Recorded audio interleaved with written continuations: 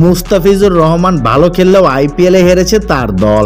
PSL এ ঠিক ভিন্ন অভিজ্ঞতা হলো সাকিব আল হাসানের। দল ভালো করলেও সাকিব ছিলেন মলিন। গোল্ডেন ডাকের পর স্টাম্পের দিক তেড়ে যাওয়া সাকিব বল হাতে খুব একটা সুবিধা করতে পারেননি। যদিও এক পেশে জয়ে লাহোর কালান্দার্স নিশ্চিত করেছে প্লে অফ। বিদায় ঘন্টা বেজেছে নাহিদ রানার পেশোয়ার জালমির। বৃষ্টির কারণে ম্যাচের দৈর্ঘ্য 20 ওভার থেকে কমে আসে 13 ওভারে। টসে হেরে ব্যাট করতে নেমে পেশোয়ার জালমির বিপক্ষে নির্ধারিত 20 ওভারে 7 উইকেট হারিয়ে 149 রান সংগ্রহ করে লাহোর। দলের পক্ষে সর্বোচ্চ 60 রান করে ফকর জামান। 36 বল মোকাবেলায় 60টি 4 ও 3টি ছক্কা হাঁকান তিনি। এছাড়া 10 বলে 22 রান করে আরেক ওপেনার মোহাম্মদ নাইম। দুই ওপেনারে ব্যাটে ভর করেই বড়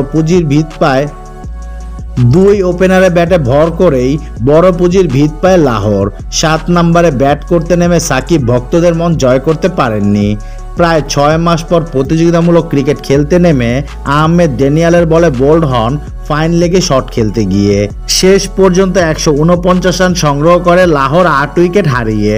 অন্যদের মধ্যে আসিফ আলী 6 বলে 18 ও কুশল পেরেরা 8 বলে 17 রান করেন।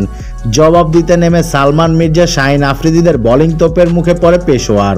একের পর এক উইকেট হারিয়ে ছিটকে পড়ে ম্যাচ থেকেই। সাকিব 2 ওভার বল করে বিলি করেন 18 রান।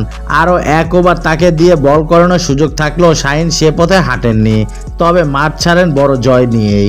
দলের পক্ষে সালমান মির্জা একাই শিকার করেন 4 উইকেট।